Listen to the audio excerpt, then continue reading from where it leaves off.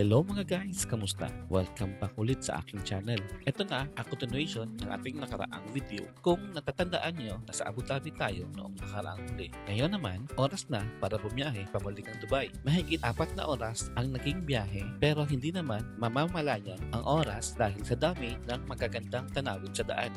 Habang unti-unti kaming palapit sa Dubai, isa sa mga unang bumungad sa amin ang napakagandang Museum of the Future. Isa itong senyales na malapit na talaga kami makarating sa aming destinasyon. Ramdam na ang excitement sa pagbalik sa lungsod. Pagdating namin, niyaya naman kami agad ng aking kapatid na mag-dinner sa isa sa mga Pinoy restaurant dito. Kaya tara, samahan niyo ulit ako sa panibagong adventure at sabay-sabay natin tuklasin kung saan kami kakain. Simulan natin ang vlog after my intro.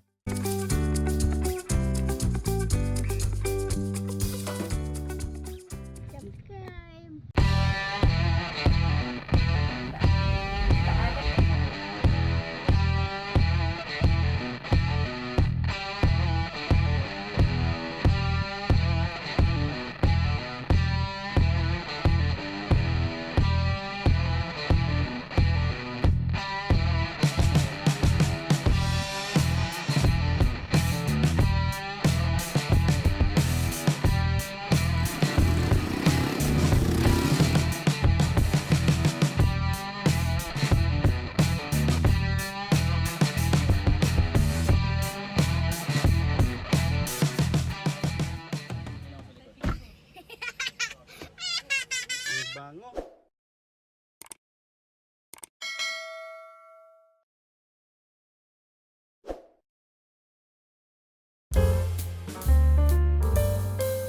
Matapos ang isang buong araw at pag-ikot at pag-explore sa Abu Dhabi, syempre, hindi pa doon nagtatapos ang adventure namin. Diretso naman kami pabalik ng Dubai para sa susunod na food trip. Ngayon, samahan nyo kami pumunta sa Luneta Restaurant dito sa Satwa. Isa sa mga kilalang Pinoy restaurant dito sa Dubai. At isa sa maganda rito ay open sila ng 24 hours. Kaya kahit anong oras ka mag-crave ng lutong Pinoy, pwede kang dumaan at siguradong mabubusog. Pagpasok pa lang namin, parang nasa Pilipinas na ulit ang pakiramdam. Ang sarap sa feeling na marinig ang mga kababayan nating staff na bumabati na may ngiti. Pinoy din ang server namin kaya ang gaan kausap ay talagang ramdam mo ang Filipino hospitality. Syempre, hindi mawawala ang mga paborito nating pagkain Pinoy.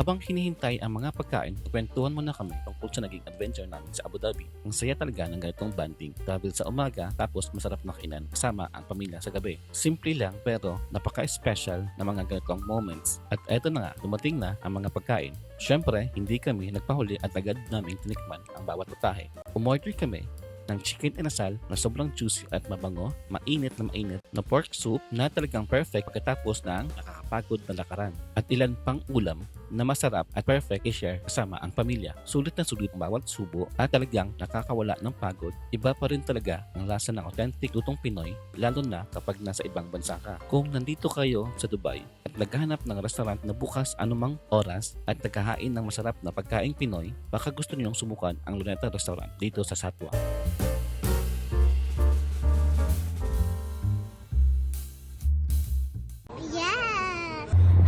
Welcome to my vlog today. I am in my car. This is like all the videos from Little Van. What's with you? Mamangiti and Mamangini. And who? Mama Vaughn and Papa Bernard in the front. Then where are we going? We're gonna have fun in subscribe.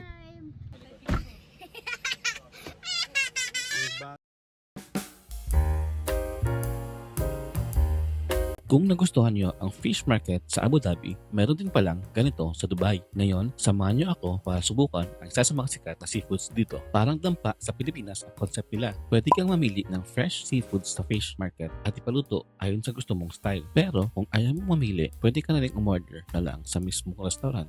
Sinigang sir included, no? Sabaw? Sinigang po na hiko.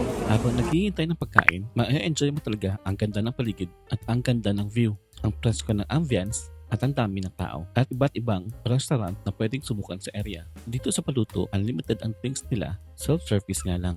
Kaya refill ka lang ng refill kung gusto mo. Pagdating ng pagkain, talagang sulit ang paghihintay. Fresh ang seafood, sakto ang timpla ng sinigang.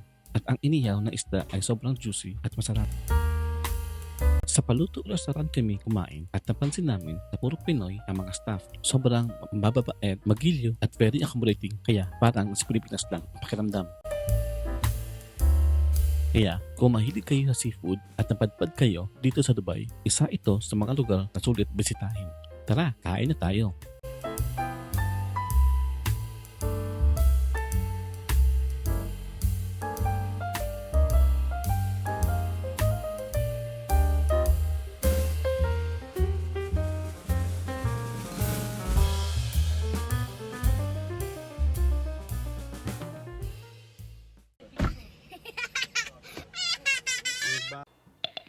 Pagkatapos namin kumain, dumaan naman kami sa fish market na nasa likod lang ng restaurant. Grabe, sobrang linis at organized ng buong lugar. Talagang maayos ang pagka-display ng mga seafoods, kaya ang sarap lang maglibot. At syempre, hindi mawawala ang napakaraming klase ng fresh seafoods. Iba't ibang uri ng isda, malalaking king crabs, hipon, lobster, puset at maraming pang iba. Parang gusto mo na lang bumili at magpaluto. May section din ito para sa mga pet fish, kaya siguradong mag-enjoy hindi lang mga bata kundi pati mahilig sa mga pet aquarium. Kung mahilig kayo sa seafood, sulit na sulit ang pagpunta dito.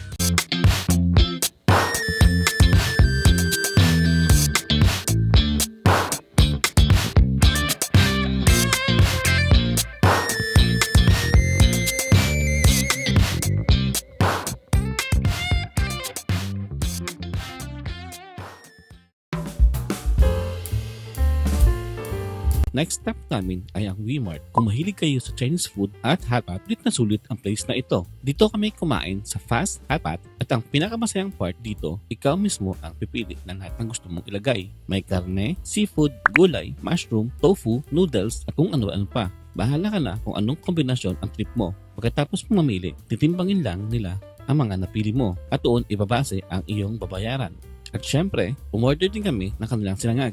Nakalimutan ko nga lang ang exact name ng sinangag. Pero, grabe, sobrang sarap at bagay na bagay. Ipare sa hapat. Ang maganda sa Wmart, hindi lang pagkain ang dahilan para pumunta dito. Habang naghihintay ng mesa, hindi ka mababagot dahil pwede kang maglibot maraming Chinese grocery stores at iba't ibang restaurant. At kung ano-anong imported products na pwedeng i-explore. Parang food trip na mini shopping na rin ang lugar. Feeling ko nga, kahit hindi ka pagutom, magugutom ka talaga sa dami ng pagkain na makikita mo.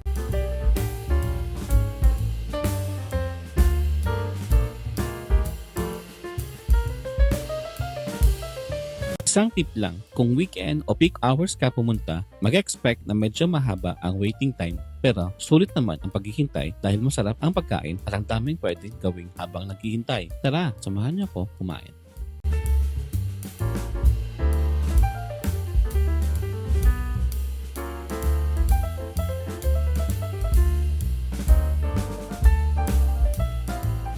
Kaya kung mapadpad kayo dito sa area, huwag kalimutang isama ang Wmart sa iyong food trip. Baka ito na rin ang susunod nyong favorite spot.